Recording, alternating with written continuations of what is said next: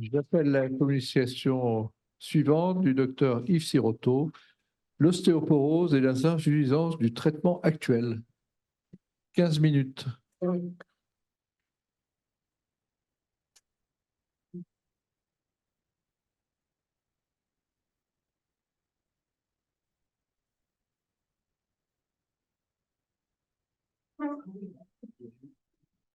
Le film.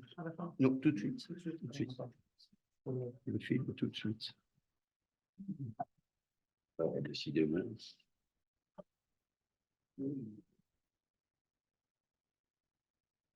C'est pas possible.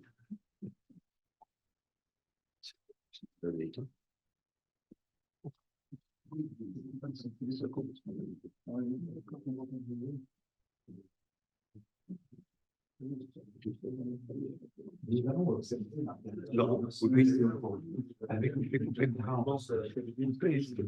je présente. Juste un instant. Oui. On passera des choses. Mesdames et messieurs les académiciens, d'après l'AENEC, je le cite, la partie la plus importante de notre art consiste à être en mesure d'observer correctement. Regardons donc ce qui se passe à l'intérieur d'un os ostéoporotique. Avec le son. Il est fait à l'intérieur d'un os jeune et solide. En revanche, un os âgé peut être le siège d'une troupe appelée géode, plus ou moins grande et plus ou moins nombreuse. Dans l'os spongieux du col fémoral, les lamelles osseuses sont disposées sur des plans à la manière de rayons de cire, parallèles les uns aux autres, comme des piles d'acier. Elles sont percées de pores dont la taille, de 300 à 450 microns, permet la circulation des fluides et des éléments figurés du sang et de la moelle osseuse. Ces différents rayons sont également reliés entre eux afin de consolider l'ensemble. Les plaques blanches d'un os ostéoporotique sont plus ou moins désorganisées. Les lamelles osseuses sont fragilisées puis fracturées et elles ont perdu toute tenue mécanique.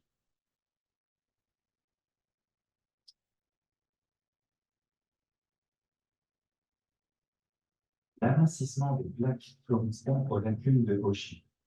Les trous visibles sont des pores permettant les échanges de fluides à travers l'os spongieux. On parle ici de porosité ouverte.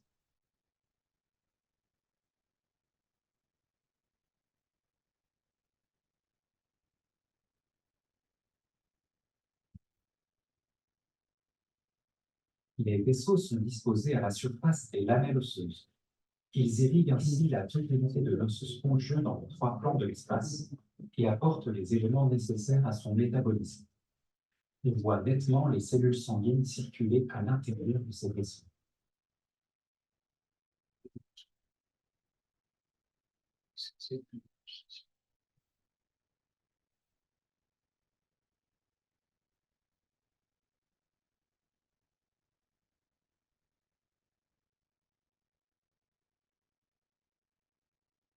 Sur ces clichés, on distingue nettement des filaments comme suspendus, tendus tels des cordes à linge dans le champ de l'optique de la caméra. Ce sont les reliquats des vaisseaux dont le support osseux a disparu. Une paroi n'a pas encore été ingérée et détruite après mastophage par phagocytose.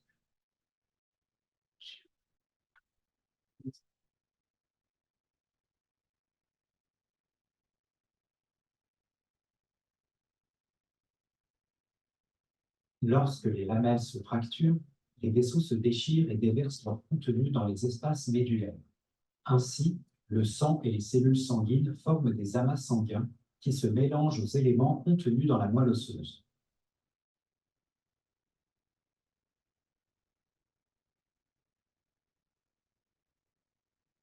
On voit nettement sur ces clichés les flots de sang qui s'échappent des vaisseaux.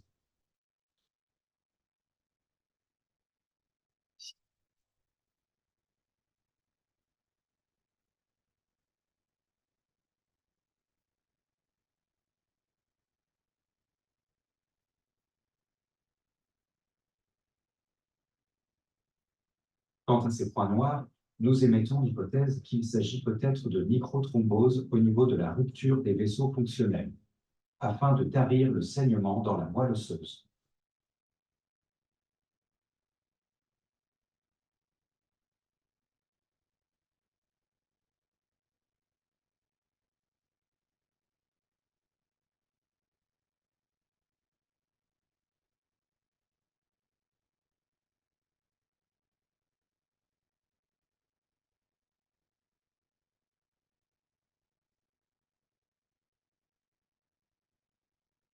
Au fil du temps, les lamelles osseuses se fracturent, les vaisseaux se déchirent et les hématomes se déposent dans les espaces médullaires.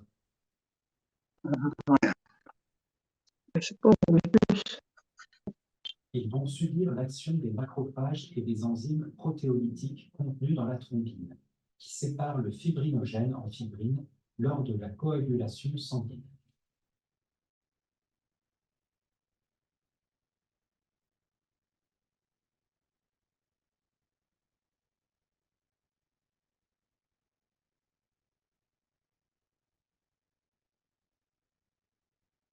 Dans cette séquence, nous observons des filaments de tissu conjonctif qui se déchirent sous l'effet de la pression d'eau. Ce phénomène est irréversible. Dans ce type de cas, la fragilité extrême du contenu du col est telle qu'il a perdu sa tenue mécanique interne. Seule persiste son enveloppe.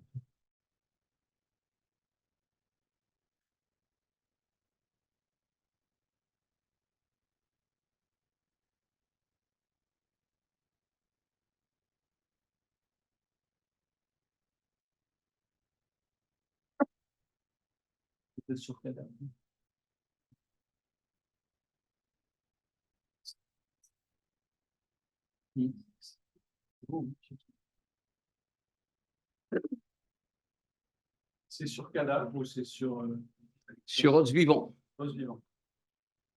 chez un patient fracturé, chez plusieurs patients fracturés.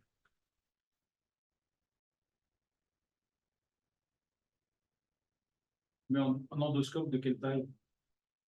Comme une caméra Olympus pour les endoscopies. 2,5 à 3 mm de Cette diamètre. échéance, il faut ajouter le dernier phénomène. Avec le temps, la moelle osseuse subit une métaplasie adipeuse. Les cellules se transforment en graisse et ce phénomène est également irréversible.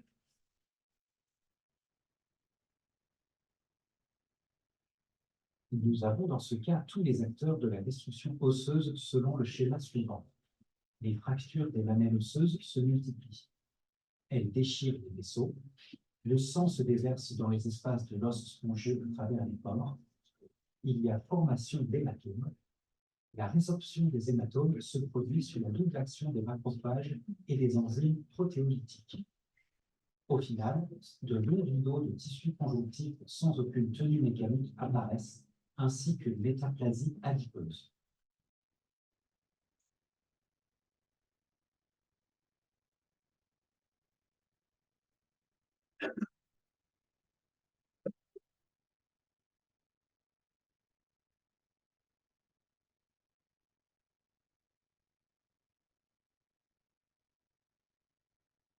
Cette destruction osseuse irréversible amène à la question suivante. Quel médicament peut rendre au col du fémur ostéoporotique sa structure osseuse et sa résistance mécanique initiale?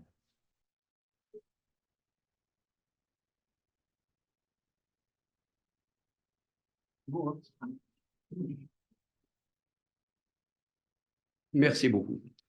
Quels sont donc les traitements que l'on peut opposer à cette destruction osseuse? Les biphosphonates ont pour but de diminuer, voire de stopper la production d'ostéoclastes. Cela aura pour conséquence de diminuer, voire de stopper également celle des ostéoblastes. La question est alors, à quoi cela sert-il? La tériparatide est censée augmenter la production d'ostéoblastes. Ce médicament coûte très cher et est pour cette raison réservé, selon la notice, aux formes graves, c'est-à-dire celles où les vaisseaux ont disparu, les lamelles osseuses inexistantes, les géodes multiples et les adipocytes proliférants. J'appelle cela une absurdité intellectuelle médicale, un non-sens scientifique et une monumentale escroquerie financière, car elle ne rapporte scandaleusement qu'à Big Pharma. Enfin, et le plus important, ces médicaments sont-ils capables de retransformer en cellules actives les cellules osseuses, les cellules sanguines, les cellules médulaires, lorsque les adipocytes ont envahi la métaphyse fémorale du fait de la métaplasie adipeuse? La réponse, évidemment, est non. C'est donc aux chirurgiens traumatologues qu'il revient de traiter l'ostéoporose, mais ils ne doivent pas se contenter de traiter la conséquence, c'est-à-dire la fracture. Ils doivent aussi s'occuper de la cause. Et comment le faire? Diapo. Seul un matériel biocompatible peut combler les géodes. Ce substitut osseux servira d'abord de support mécanique aux vaisseaux nourriciers qui vont le coloniser à cœur, venant de la tête fémorale, des parois, de la métaphyse et de la moelle osseuse par en bas. Le corail naturel est purement minéral, composé de carbonate de calcium à 98%. Il est soluble, donc biorésorbable. Sa porosité ouverte de 50% est proche de celle de l'os spongieux, mais le plus important est qu'il est soumis au même processus physiologique que celui des BMU de l'os de l'hôte, à savoir déminéralisation par les ostéoclastes, élimination des débris par les macrophages, puis reminéralisation de l'os ostéoïde par les ostéoblastes. Cette séquence dure 4 à 6 semaines. Par voie de conséquence, ce substitut osseux est fiable à 100% et il ne peut donc y avoir aucun échec. Diapo. Le Poritest utilisé est présenté sous la forme de petites sphères de 2,5 à 3 mm de diamètre. Mais ce squelette est purement minéral. Il doit donc être enrichi de cellules vivantes pour devenir un greffon minéral, biologique, vivant, autologue, avant d'être introduit dans l'os fracturé. On prélève alors de la moelle osseuse sur la crête iliaque ipsilatérale du patient en péropératoire. La greffe de corail naturel ainsi enrichi se comporte comme un greffon autologue. Diapo. Pour combler un défect osseux, ce greffon minéral autologue est soumis aux mêmes règles mécaniques qu'un greffon osseux autologue. Tous les foyers de fracture où il est placé doivent être stables ou stabilisés. Il faut donc traiter non seulement le trait principal qui interrompt l'angle cervico-diaphysaire, mais également tous les traits secondaires, c'est-à-dire ceux intéressant les apophyses de traction, que sont le grand et le petit trochanter. Aujourd'hui, aucun implant n'est capable de remplir ce rôle, qu'il s'agisse du clou gamma, du clou stacca ou de la vis THS. Seuls 2 implants le pouvaient, le clou stacca modifié et la vis plaque stabilisée grâce à 2 câbles métalliques qui permettaient de rattacher les apophyses de traction à la métaphyse fémorale supérieure. Diapo. Dans cet exemple, tous les foyers sont traités et stabilisés. Il y a 4 traits de fracture après mise en place du substitut osseux. Le trait principal corticodiaphysaire est stabilisé par la vis plaque, le grand et le petit trochanter par les 2 câbles. La consolidation est obtenue en 75 jours. Diapo. Mais il reste à reconstruire le mur postérieur. Aucun moyen mécanique n'est capable de le faire. Seul un processus biologique le peut. Dans cet exemple, le mur postérieur est fracturé en de multiples fragments. Le gap est comblé par le substitut osseux imprégné de moelle osseuse. 1 an après, ce mur postérieur est totalement reconstruit. Diapo, s'il vous plaît. Et cette reconstruction est stable, car après un suivi de 10 ans en consultation, l'on constate qu'il n'y a aucune modification de cette reconstruction. Diapo suivante. Dans cet exemple de la fracture de la paroi postérieure du col fémoral, chez une femme de 89 ans, on constate que la plaque entière ici s'est détachée de la métaphyse fémorale supérieure. 45 jours plus tard, la consolidation est presque achevée. À 3 mois, elle est complète. Quel implant, autre que biologique, pourrait le faire?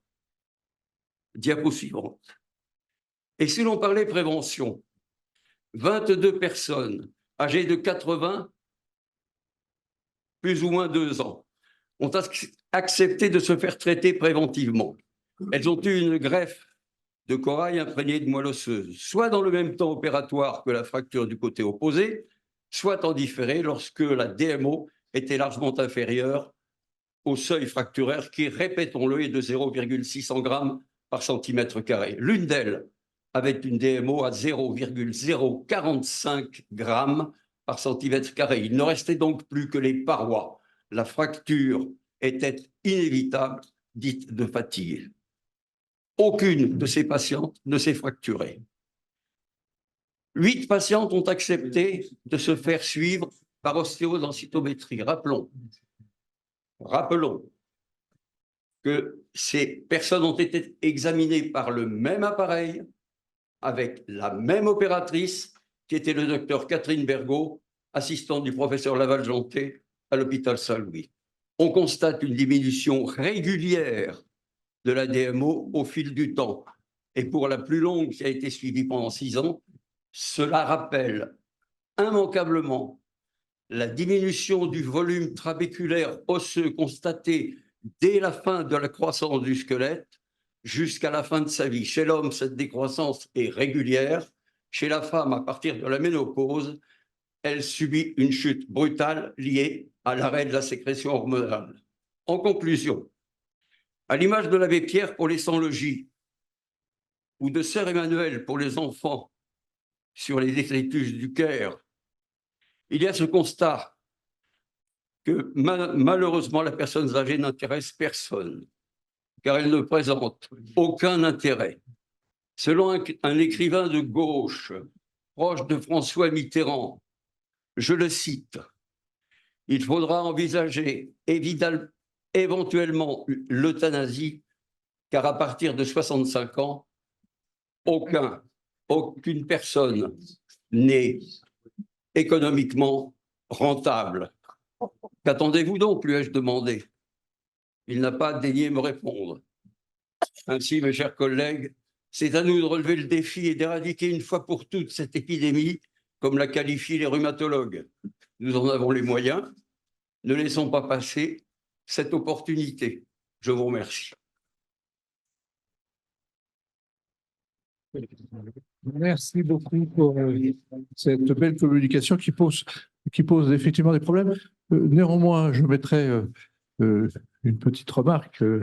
Le gouvernement a créé des gérontopoles avec une mission très claire et avec des laboratoires de recherche qui doivent lutter à la fois contre les chutes pour effectuer toute cette décompensation.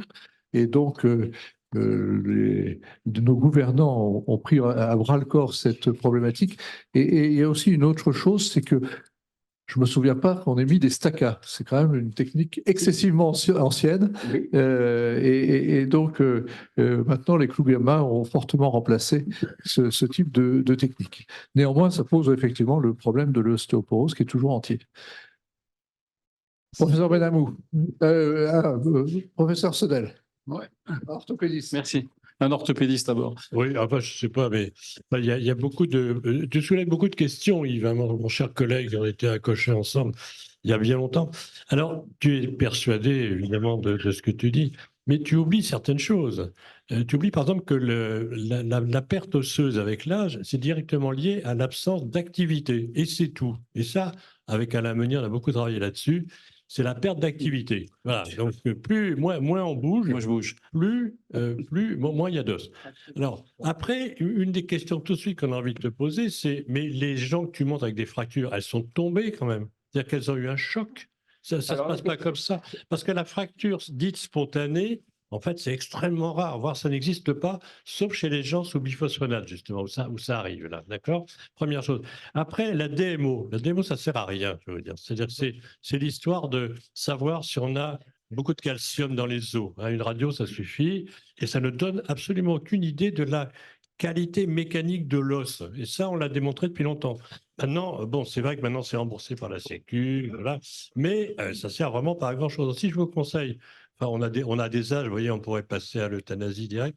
Moi, je vous dirais non, il faut que nos vieilles compagnes, hein, on les fasse marcher. Voilà, ça, c'est très important. On les fasse bouger, on les fasse marcher, et ça va éviter tout ça. Quant à ta technique, je vais être un tout petit peu critique, hein, c'est joli, on met du corail, et voilà. Mais qu'est-ce que ça fait? Je t'avais déjà dit ça. C'est un peu équivalent à blanchir un peu la radio. C'est-à-dire que tu mets du calcium, alors évidemment, ça a l'air, mais est-ce que c'est plus solide? Je ne crois pas du tout. Et puis, tu as oublié encore un truc, c'est que l'os, ça consolide. Hein. Tu mets un clou-plaque, une vis-plaque dans une fracture, et ben, tu ne mets rien d'autre, et ça consolide avec des très beaux cales, surtout si la personne marche. Bon, je te remercie, je t'ai lu tes travaux. Qui me vont droit au cœur, mais qui manifestement témoignent que tu n'es pas tout à fait au courant de ce qui se passe réellement. Pardon? Oui.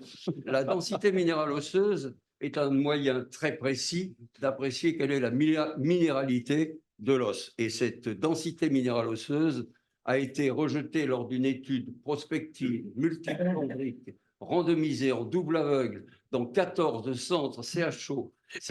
Payé par qui? Pardon. Payé par qui l'étude? 12 centres CHU et CHR ont malheureusement ignoré ou ne pas, pour des raisons X, Y ou Z, faire cette ostéodensitométrie. Ce qui fait que l'on a mélangé les torchons et les serviettes, on a mélangé les fractures simples et les fractures complexes. Celles qui avaient une ostéodensitométrie quasi faible et celles qui, au contraire, étaient effondrées. D'autre part, les traitements médicaux dans cette étude, les traitements chirurgicaux n'ont jamais traité les traits secondaires, car il n'y avait pas à l'époque, à part les 2 implants que j'ai montrés, ils n'avaient pas accepté les 2 câbles qui permettaient de consolider les 2 apophyses de traction. Et enfin, tu n'as pas vu à l'intérieur d'un col fémoral ce que l'on voit, ce que je vous ai montré, et en particulier celle de cette patiente qui avait 84 ans, qui avait une densitométrie osseuse de 0,045 mg. Il n'y avait plus que les parois. C'est-à-dire au moindre choc, à la moindre petite irrégularité lors de la marche, elle risquait de se faire une fracture de fatigue car l'extrémité supérieure n'était tenue que par les 2 parois. Merci. Attends, oui, vas-y. Non, il y a un truc que tu oublies aussi. Oui. Connais-tu le moment d'inertie d'un cylindre?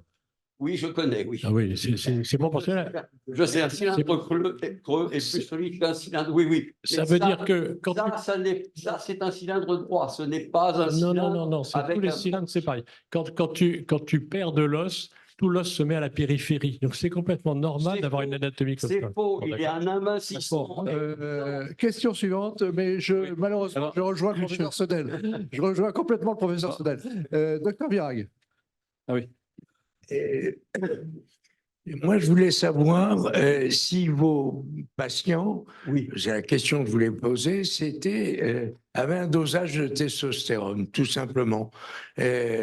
Parce que nous qui étudions énormément de patients qui ont des dysfonctions érectiles, on s'aperçoit que les gens qui ont très peu de testostérone ont une densité osseuse extrêmement diminuée, et que cette absence de correction est l'un des éléments les plus importants de l'augmentation des fractures du col chez l'homme. Alors, je vous remercie de me poser. Et question double, parce ouais. qu'après, on arrête. Vous me permettez d'avoir une remarque pour vous féliciter, parce que j'ai trouvé que vos images d'endoscopie osseuse m'ont paru extrêmement riches d'enseignements. Et on est entré dans un domaine que moi j'ignorais pratiquement complètement. Donc c'est remarquable. Par ailleurs, vous abordez pour moi aussi un sujet qui me paraît essentiel, la médecine de prévention. Oui. Et à l'heure de la médecine régénérative tissulaire, effectivement, votre remarque sur l'usage d'un prélèvement autologue, d'une partie d'un os qui va contenir des facteurs de croissance tissulaire. Oui. Est-ce que vous avez pensé, parce qu'on a la chance d'avoir aussi notre ami Alain Masquelet qui est là, et la membrane induite, etc. Donc les facteurs de croissance tissulaire de l'os, il y en a peut-être d'autres. Est-ce que vous avez pensé, par exemple, au plasma riche en plaquettes, à d'autres éléments tissulaires qui peuvent être extraits et enrichir peut-être la reconstruction osseuse? Je suis tout à fait d'accord avec vous. J'ai lu avec beaucoup d'intérêt les travaux de Masquelet, mais il se trouve que je suis un tout petit peu plus âgé que lui et que l'expérience qui a été faite, à cette époque, on n'en parlait pas. C'était peut-être dans les laboratoires, mais ce n'était pas arrivé dans les services de chirurgie orthopédique. Pour répondre à votre question, 80% des fractures sont d'origine chez les femmes. Le dosage de la testostérone ne me paraît pas un élément important à prendre en compte, d'autant que lorsqu'il y a eu des injections de testostérone chez les adultes qui voulaient faire des performances sur le plan sportif, on connaît le risque grave que courent ces athlètes pour la santé, dont la majorité meurt avant les 60 ans du fait de ce dopage. Oui, professeur Masquelet. Oui, non, j'ai été très intéressé d'abord par les vues endoscopiques, effectivement, et aussi par la reconstruction du mur postérieur. Mais cette reconstruction, bon, elle est solide, soit, admettons-le, elle ne porte que sur 2 cm maximum de perte de substance osseuse. 3 voire 4. 3, 4, oui. Mais on sait très bien que n'importe quelle greffe osseuse, à partir du moment où elle ne dépasse pas 4 à 5 cm, elle prend entre 2 extrémités osseuses. Donc on aurait peut-être pu avoir le même résultat avec une greffe intercalaire, type corticospongieux. L'intérêt de la membrane, pour y revenir... Attends. Ça, c'est... Oui. C'est connu. Professeur Masquelet. La littérature... Après. Tout le monde est d'accord pour dire qu'une greffe osseuse dans une perte de substance qui dépasse 5 cm est soumise à un phénomène de cannibalisme en quelque sorte avec une résorption osseuse. L'intérêt de la membrane, c'est que ça protège de la résorption. Et donc, ça a un effet de contention, de réservoir biologique pour les facteurs de croissance et pour les cellules souches mésenchymateuses. Mais au-delà de 4 ou 5 cm, il faut avoir quelque chose qui protège de ce qu'on peut appeler un cannibalisme, quoi. Une autodigestion. Autorégulation. Docteur Serrault. Je vais répondre. La première question, je n'ai jamais vu dans le traitement des fractures du col du fémur quelqu'un prendre un greffon osseux pour le glisser derrière la plaque postérieure, pour reconstruire la plaque postérieure. Je ne l'ai jamais vu. Ça ne s'est jamais fait. Les chirurgiens traumatologues ne s'occupent jamais de reconstruire la masse osseuse. Jamais. Deuxièmement, en ce qui concerne effectivement tes travaux, que j'ai lus avec énormément d'intérêt, mais j'étais à ce moment-là très proche de la retraite et malheureusement, je dis bien malheureusement, le corail naturel avait subi des attaques extrêmement graves qui ont consisté à dire, et c'était vrai, qu'il y avait des phénomènes de rejet d'origine immunologique sur ces grosses pièces qui n'étaient pas effectivement nettoyées à cœur. C'est la raison pour laquelle une nouvelle technique de purification a été faite par le professeur Yann Le Petitcorps à Bordeaux en utilisant les fluides supercritiques, ce qui a permis de nettoyer jusqu'au cristal osseux ces grosses pièces de substrat, de substituts osseux, qui étaient des points de vaginisation. Mais c'est vrai qu'il y a eu des phénomènes de rejet. Dernière question du professeur Richard. Non, j'ai pas bien compris l'intérêt de l'endoscopie, parce que le problème de l'endoscopie, c'est que l'endoscopie, pour voir bien, il faut avoir des flux qui lavent, sinon on ne voit pas. Or, si on a des flux qui lavent, on détruit les tissus. Il n'y a qu'à voir, quand on a commencé la celluliochirurgie, par définition, ce qu'on voyait au début de l'endoscopie, puis ensuite, n'avait plus rien à voir, puisque l'eau avait disséqué les différents tissus. Donc, l'endoscopie dans un os, est-ce que l'eau, à un moment donné, ça a été dit, va détruire des choses? Sinon, comment ça fonctionne? Parce qu'il n'y a pas l'endoscopie d'un organe creux, il n'y a aucun problème puisque l'eau peut circuler. Mais dans un tissu donné, s'il n'y a pas d'évacuation possible de l'eau, et si c'est l'eau qui s'évacue le long de l'endoscope, on ne voit pas grand-chose. Oui, sinon, c'est un effet Karcher. Donc, qu'est-ce que ça vous apporte sur le plan de diagnostic, je veux dire? Je voulais savoir ce qui se passait vraiment à l'intérieur d'un os ostéoporotique. Avez-vous vu les vaisseaux sanguins et la circulation à l'intérieur des vaisseaux sanguins? Avez-vous vu cela? Ah non, mais moi, je n'ai jamais vu l'intérieur d'un os. Est-ce que vous l'avez vu là, devant vous, sur les images? Eh bien, ça veut dire tout simplement que le flux de l'eau pour nettoyer l'image n'a en rien détruit, car je n'examinais les os qu'en avançant. D'accord. Et je n'ai jamais pris des images en reculant la caméra. C'était toujours en avançant. Et j'ai montré à la fin, avec les images qui concernaient le tissu conjonctif, à quel point, mais c'était voulu, à quel point ce tissu conjonctif n'était pas solide et était responsable de la fragilité, effectivement, du col du fémur. Merci beaucoup. Merci beaucoup. Merci. Merci.